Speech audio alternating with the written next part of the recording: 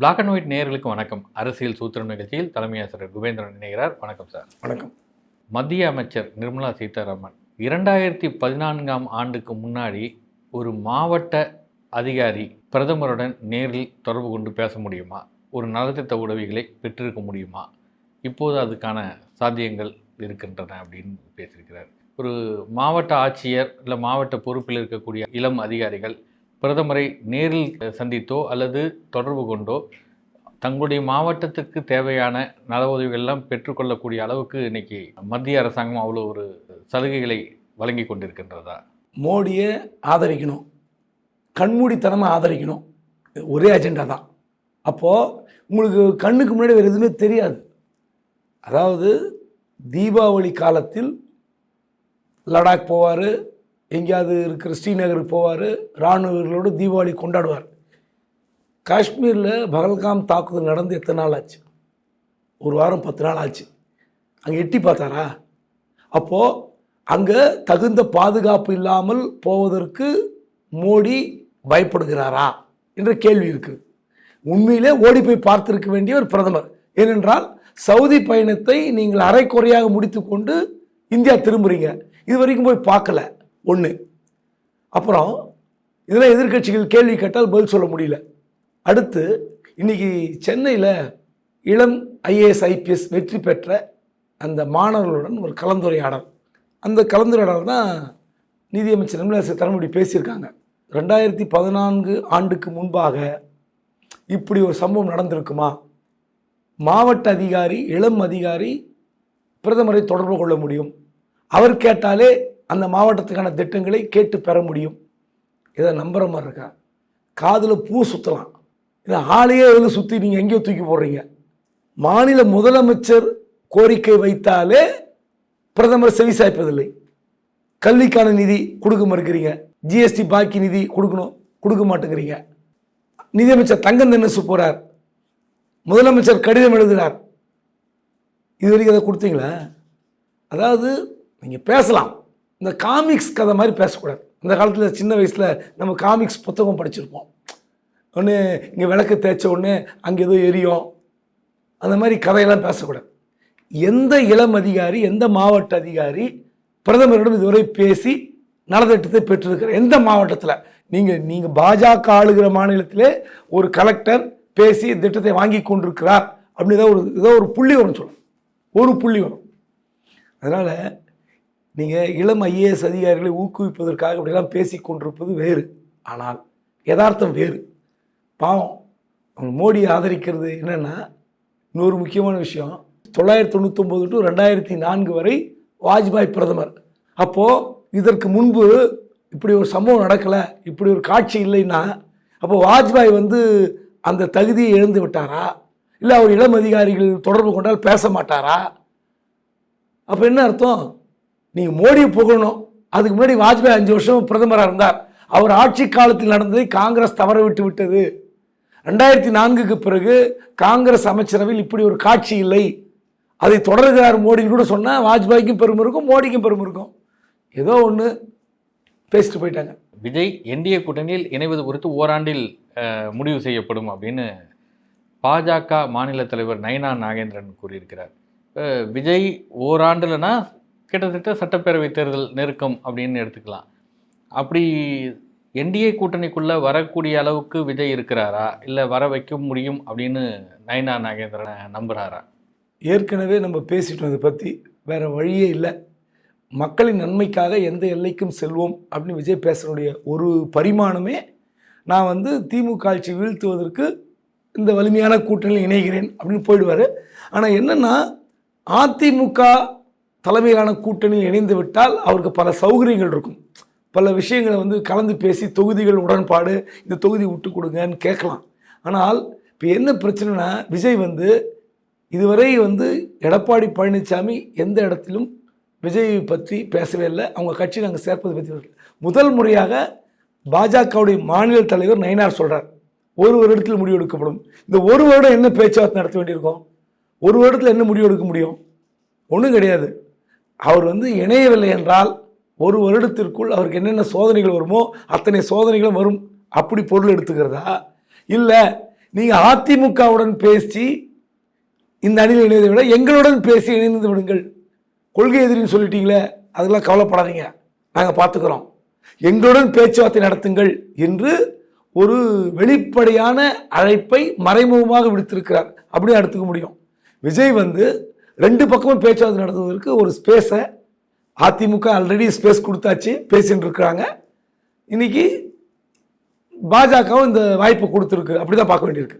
இல்லை, அது விஜய்க்கு எந்த அளவுக்கு சாதகமாக இருக்கும்? என்டிஏ கூட்டணிக்குள்ளே போகிறதுன்றது அவருக்கு சாதகமாக இருக்குமா? ஏன்னா நாளைக்கு மாநிலத்தில் கட்சியை தனியை வளர்த்து கொள்வதற்கு உதவும் அப்படின்னு நினைப்பாரா? இல்லை அதிமுக பக்கம் பேசுறது சரியாக இருக்கும்னு நினைப்பாரா? இல்லை, எடப்பாடி பழனிசாமி யாரோ ஒரு பெருந்துறையில் ஒரு ஆடிட்டரை வைத்து பேச்சுவார்த்தை நடத்தி கொண்டிருக்கிறார், அமித்ஷாவை விரும்புகிறார்னு தினமலரில் முதல் பக்கம் வந்தாச்சு. சரி, இப்போது நம்ம ரெண்டு பேர் பேசலாம், என்ன வேணால் பேசலாம், விமர்சனம் பண்ணலாம்.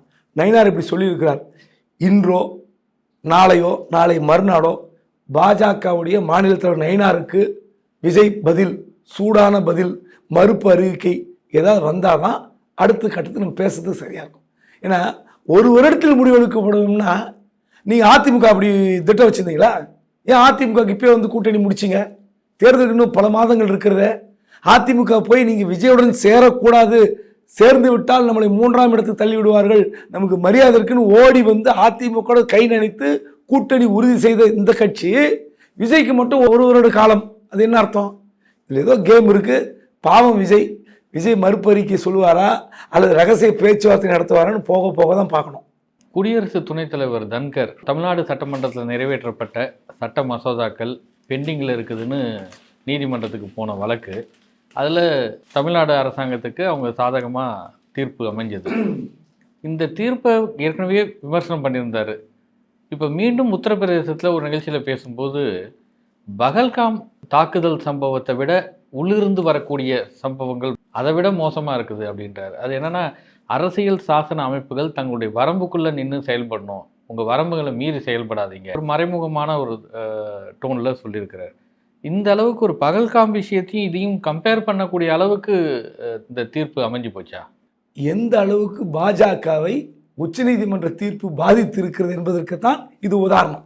நீங்கள் பகல்காம் சம்பவத்தையும் உச்சநீதிமன்ற தீர்ப்பையும் ஒப்பிடுகிறார் என்றால் அவருடைய மனநிலை நீங்கள் புரிந்துங்க. அவர் நல்ல அட்வொகேட், இன்றைக்கி துணை ஜனாதிபதியாக இருக்கார், நான் மறுக்கலை. அதுவும் அரசியல் சாசன வழக்குகளை வாதாடியவர் என்று அவருக்கு ஒரு பட்டம் இருக்கிறது, அதை பறைசாற்றிக் கொள்கிறார். நான் எத்தனை வருஷமாக பார்த்துருக்கேன் கோர்ட்டை அப்படிங்கிறார். உண்மை.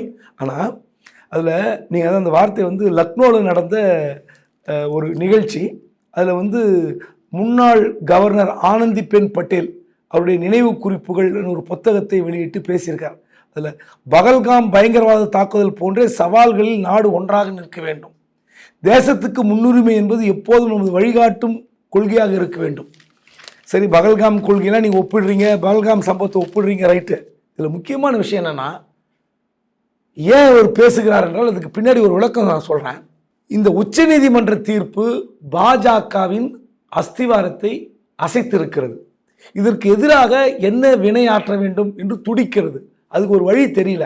இப்போ இதற்கு இடையில இவர் போய் நேற்று ஏற்கனவே பேசிட்டார், ஏற்கனவே 2-3 தடவை பேசிட்டு திரும்ப பேசுகிறார். காரணம், இதில் முக்கியமான விஷயம் என்னென்னா, குடியரசுத் தலைவருக்கே நீங்கள் கெடு விதிக்கிறீர்களே, அது சரியா அப்படிங்கிறார். நீங்கள் சொன்ன மாதிரி பகல்காம் சம்பவத்தை போல மிகப்பெரிய சவால்கள் உள்ளிருந்து எழுகின்றன. இந்த சவால்களுக்கு உரிய நோக்கங்கள் இல்லை, தேசிய வளர்ச்சியுடன் எந்த தொடர்பும் இல்லாத அவை நிர்வாகத்தில் வேரூன்றி உள்ளன. நான் தனிப்பட்ட முறையில் இது போன்ற நிறைய சவால்களை சந்தித்திருக்கிறேன். அதாவது உச்சநீதிமன்ற தீர்ப்பை சொல்கிறாரு, இதுக்கு உரிய நோக்கம் இல்லை, தேசிய வளர்ச்சிக்கு எந்த தொடர்பும் இல்லை, ஆனால் நீங்கள் சவால்களை எங்களுக்கு தருகிறீர்கள் என்பது ஒரு பாயிண்ட். அடுத்து, அரசமைப்பு சட்டத்தை அதன் உண்மையான உணர்வில் நாம் மதிக்க வேண்டும். அதில் இன்னொரு முக்கியமான வார்த்தை என்ன சொல்கிறாருன்னா, நாடாளுமன்றத்தால் சட்ட தீர்ப்புகளை வழங்க முடியாது, அது நீதிமன்றத்திற்கானது. ஆனால் அதே போல சட்டம் இயற்றுகிற பொறுப்பு நாடாளுமன்றத்துக்குரியது, அது நீதிமன்றம் விலகி நிற்க வேண்டும். அப்போ என்ன அர்த்தம்? கவர்னர் தமிழ்நாடு அரசு இயற்றுகிற சட்ட திருத்த மசோதாக்களை சட்டமாக்கவில்லை, கிடப்பில் போட்டுவிட்டார், ஜனாதிபதிக்கு அனுப்பி வைத்தார். சுப்ரீம் கோர்ட் என்ன சொல்லுது? இந்த மாதிரி இந்த கவர்னருக்குரிய அதிகாரத்தில் சில சங்கடங்கள் இருக்கிறது. அதாவது ஒரு மாநில அரசு இயற்றி அனுப்புகிற சட்ட திருத்த மசோதாவுக்கு கவர்னர் அனுமதி தரணும் அல்லது திருப்பி அனுப்பணும், மூன்றாவது ஜனாதிபதிக்கு அனுப்பணும். ஒருவேளை 2வது முறை ஏற்றி அனுப்பினால் அது சட்டமாகிவிடும். இவ்வளோதான். ஸோ இவருக்கு என்னென்னா அந்த வர சட்டத்தை இவர் எத்தனை காலத்திற்கு அனுமதி தராமல் கிடப்பில் போட முடியும்? இது மிகப்பெரிய கேள்வி. இந்த ஏரியா அரசியலமைப்பு சட்டத்தில் ஒரு இருட்டு பகுதியாக இருக்கிறது. இந்த நிலையில் இவர் சொல்கிறார்ல, சட்டத்தை இயற்றுகிற உரிமை எங்களுக்கானது, நாடாளுமன்றத்துக்கானது, அது நீதிமன்றம் எடுத்துக்கொள்ளக்கூடாது. அதே மாதிரி வம்பு வழக்கோ இல்லை கேஸோ வந்தால் நாங்கள் தீர்ப்பு கொடுக்க முடியாது, நீங்கள் தான் தீர்ப்பு கொடுக்க முடியும். ஸோ நம்ம 2 பேரும் 2 பெரிய சக்திகள். நீ என் ஏரியாவில் வராத, நான் உன் ஏரியாவுக்கு வரமாட்டேன். அந்த வடிவேல் கணக்கு தான். நான் இந்த கோட்டை தாண்டி நான் வரமாட்டேன், நீயே வராத. சரி, இந்த வாய்ப்பை நீதிமன்றத்துக்கு வழங்கியது யார்? யார் போனது? அப்போது கவர்னருக்கு எப்படி அறிவுறுத்தியிருக்கணும்? கவர்னர் சார்பாக சொலிசிட்டர் ஜெனரல் வாதாடி இருப்பார். சொலிசிட்டர் ஜெனரல் வாதாடும் போது மத்திய உளவுத்துறை காதுக்கு போயிருக்கோம், சார் இந்த ஏரியாவில் போய் வாதாடினா நம்ம சிக்கிடுவோம், தயவுசெய்து கவர்னர் அதை ஆற போட்டு சிஎம் கூப்பிட்டு பேசி முடிச்சிட சொல்லுங்கள். சொல்ல வேண்டியதானே, நீங்கள் அட்வைஸ் பண்ண வேண்டியதானே உளவுத்துறை? ஏன் கோட்டை விட்டாங்க? எல்லாம் முடிஞ்சு உச்சநீதிமன்றம் ஒரு நல்ல காரியத்துக்காக ஒரு அதிகாரத்தை கையில் எடுத்துக்கொண்டது. வேற என்ன சொல்ல முடியும்? நாட்டில் ஒரே ஒரு அதிகாரத்தை கையில் எடுத்து, இது வரைக்கும் உச்சநீதிமன்றம் இப்படிப்பட்ட தீர்ப்பை தரல, மத்திய அரசுக்கு கெடு விதிக்கல, ஜனாதிபதி கெடு விதிக்கல. இவர் என்ன நினைக்கிறார்னா, இப்போ இதுக்காகத்தான் திமுக பெற்ற தீர்ப்புக்கு எதிராக நாடு முழுவதும் RSS ஒரு ரகசிய கூட்டம் நடத்த திட்டமிட்டிருக்கிறது. தன்னுடைய தன்னார்வலர்கள், RSS இயக்கத்தில் இருக்காங்கள, அந்த ஆர்வலர்களை கூப்பிட்டு ஒரு ரகசிய கூட்டம் நடத்த திட்டமிட்டிருக்கிறது. இதற்காக இல்லை, இதில் அவங்க என்ன கூட்டம் நடத்தி என்ன பண்ணிட முடியும் சொல்கிறேன். RSS தலைவர் மோகன் பகவத் இப்போ 2-3 நாட்களுக்கு முன்பு பிரதமரை தனியாக சந்தித்தார். 2 மணி நேரம் விவாதித்தார். அவருக்கு என்ன இன்ஸ்ட்ரக்ஷன் கொடுக்கப்பட்டிருக்கிறது, அவர் எப்படி இதை பைபாஸ் பண்ணுறாருன்ற தகவல் தான் கசிந்து இருக்கிறது. என்னென்னா, உச்சநீதிமன்றம் இந்த வழக்கை எப்படி கையாண்டிருக்க வேண்டும்? அதாவது இப்படி ஒரு சிக்கலான வழக்கு எங்ககிட்ட வந்திருக்கு, எனவே கவர்னருக்கு இந்த விவகாரத்தில் கெடு விதிப்பதற்கு சட்ட திருத்தம் கொண்டு வாருங்கள், நாடாளுமன்றம் இதை பரிசீலிக்க வேண்டும் என்று சுப்ரீம் கோர்ட் கருதுகிறது. இந்த வழக்கு விவகாரத்தை ஜனாதிபதியிடம் அனுப்பி நாடாளுமன்றம் அதை முடிவு செய்ய வேண்டும் அப்படின்னு அட்வைஸ் பண்ணியிருக்கணுமே தவிர, இவங்களே சட்டம் போட்டால் நம்ம எப்படி ஆட்சி ஆள்வது? அது திமுக தொடர்ந்த வழக்கில் இப்படி ஒரு வெற்றி, இமாலய வெற்றி, இந்திய அரசாங்கத்தையே புரட்டி போடுகிற வெற்றி திமுக கிடைத்து விட்டது. அவங்க வக்கீல்களுக்கு பாராட்டு விழா, இதை வைத்துக்கொண்டு மே 3ஆம் தேதி மாநில சுயாட்சி நாயகருக்கு பாராட்டு விழான்னு ஸ்டாலினுக்கு ஒரு பெரிய பாராட்டு விழா சென்னையில் நடக்குது. ஸோ இதை வைத்துக்கொண்டு தமிழ்நாடு முழுவதும் இந்திய அரசுக்கு எதிராக ஒரு மக்களிடையே இது போனால் ஒரு சிக்கலாக போய்விடும். அதனால் RSS மூலமாக நீங்கள் சுப்ரீம் கோர்ட் இதில் தவறு இழைத்திருக்கிறது. சுப்ரீம் கோர்ட் நமக்கு அட்வைஸ் பண்ணியிருக்கணும். கவர்னருக்கு ஒரு கெடு, ஆனால் ஜனாதிபதிக்கு கெடு என்பது தேவையில்லாத விஷயம். கவர்னரோடு முடித்திருக்கணும். இப்படி ஒரு சட்டத்தை நீங்கள் அமல்படுத்தி கவர்னருக்கு வாய்ப்பு கொடுத்துருக்கணும். இதை நீங்கள் மக்கள்கிட்ட பேசுங்க. தீர்ப்பு எப்படி முறியடிக்க போகிறோம் என்பது வேறு. அதற்கு முன்பாக இந்தியா முழுவதும் இது நமக்கு சட்ட சிக்கலை ஏற்படுத்தும். ஒவ்வொரு மாநிலங்கள், அதாவது எதிர்க்கட்சி ஆளுகிற மாநிலங்களில் இது நமக்கு பெரிய மண்டை குடைச்சலாக இருக்கும். அதனால இப்படி ஒரு ரகசிய கூட்டத்தை நீங்கள் RSS கேம்பில் நடத்துங்க. அவங்க வாலண்டியர்ஸ் போய் தெருமுனை கூட்டம், பொதுக்கூட்டம், அப்புறம் அவங்க வாட்ஸ்அப்பில் உள்ளரங்க கூட்டம் என்று அவர்கள் பேசுவார்கள். சுப்ரீம் கோர்ட் செய்தது சரியா என்ற விவாதத்தை கிளப்புங்கள். இதுதான் பாஜகவோட அஜெண்டா. அதுதான் RSS செய்ய போது. RSS இப்படியெல்லாம் பேச வேண்டும் என்பதற்காகத்தான் துணை ஜனாதிபதி இப்படி பல இடங்களில் பேசிக் கொண்டிருக்கிறார். பொதுவெளியில் இவர் ஏன் பேசுகிறார்னா, திரும்ப திரும்ப சட்டம் இயற்றுகிற உரிமை எங்களுக்கானது, வழக்குகள் வந்தால் தீர்ப்பளிக்கிற உரிமை உங்களுக்கானது. இதை தான் புரிஞ்சுக்கணும். இதுதான் இந்திய அரசியலமைப்பு சட்டத்தில் இரு பெரிய பிரிவுகளுக்கு இருக்கிற ஒரு சுவர். இந்த சுவரை தாண்டி நீங்கள் வராதீங்க, நானும் வரமாட்டேன். தொடர்ச்சியாக இப்போ பாருங்கள், இவர் பேசின பிறகு இன்னும் பலர் பேசுவார்கள். மக்கள் மன்றத்தில் சுப்ரீம் கோர்ட் செய்தது சரியா தவறா என்ற விவாதம் கிளம்பினால் இவர்களுக்கு ஒரு பெரிய மைலேஜ் கிடைக்கும். அதை வைத்து கொண்டு நாளைக்கு இது அப்பீல் போலான்ற ஒரு திட்டம் இருக்கலாம். என்ன நடக்க போகுதுன்னு தெரியல. நன்றி சார். நன்றி.